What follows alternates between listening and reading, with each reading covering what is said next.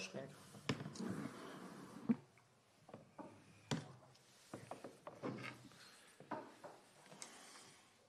Մինչև անցնեմ մեր նախնական զեկույցի երկրորդ մասին, կուզենամ առանձնահատուկ շնորհակալությունս հայտնեմ հենց ձեզ եւ ձեր գոլեգաներին, որովհետեւ այս process-ի մեջ շատ մեծ դեր եք ունեցել հանրային վերահսկողություն իրականացնելու եւ ձեր ներկայությունը նաեւ հենց մեզ էլ տեղերում ուժ տվել, որ մենք ել ավելի ակտիվ պաշտպանենք մեր քաղաքացիների քվեները։ Հիմա ներկայացնեմ մեր նախնական զեկույցի երկրորդ մասը, հետագայում, եթե հարցեր կունենաք, կարող եք տալ։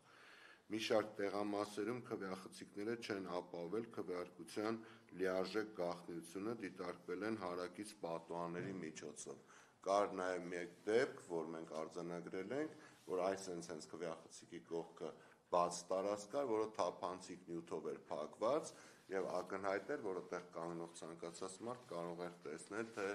ինչպիսին է։ Չնայած հանձնաժողովը հավաստիացնում էր, որ այդ մասը ոչ մեկ չի կարող գալ, բայց այնուամենայնիվ մենք այդ փաստը արձանագրել ենք։ Մի շարք ընտրատեղամասերում հանձնաժողովների նախագահները եւ քարտուղարները չեն արձանագրել վստահված անձանց, դիտորդների, լրատվամիջոցների ներկայացուցիչների մուտքն ու ելքը։ Դուք տեսել եք, ենթադրում եմ, այդ ձևի դեպքեր, երբ որ աղմուկ է բարձրացվել։ Բազմաթիվ ընտրատեղամասերում արձանագրվել է ընտրողների ուղղորդման դեպքեր, երբ նրանց վրա տեղի է ունեցել բացահայտ ներգործություն կամ նրանք ընտրությունների են եկել այլ անձանց ուղղորդմամբ, որոնք փորձել են նրանց հուշել, թե ինչպես քվեարկել, առավել ընդգծված է եղել տարեց մարդկանց դեպքում, երբ այլ անձինք, փորձելով պատճառաբանել ընտրողի ֆիզիկական սահմանափակումները, փորձել են նրա հետ միասին մտնել ընտրախցիկ, թեև հաճախ ընտրողը լիարժեք ընդունակ է եղել ինքնուրույն ընտրություն կատարելու եւ կատարել է, երբ ուղեկցող անձի մուտքը արգելվել է։ Էլի տեսել եք, հաստատ համոզված եմ։ Մի շարք ընտրատեղամասերում ընտրական ցուցակների մեջ հայտնաբերվել են անձինք, որոնք չեն գրանցված եւ չեն բնակվում այդ հասցեներում, այլ դեպքերում անձինք, որոնք գրանցված եւ բնակվում են կոնկրետ հասցեում, չեն կարողացել հայտնաբերել իրենց անունները ցուցակներում։ Բազմաթիվ են եղել դեպքերը, երբ ինքնասոսնձվող դրոշման հիշը տրամադրվել է առանց կտրոնը ստանալու, հաճախ իրականում կտրոնը դրված է եղել քվեարկության ծրարի մեջ, ինչը փաստացի, բայց քվեարկության եւս մեկ ձև է, սակայն այդ քվեաթերթիկները վավեր են ճանաչվել։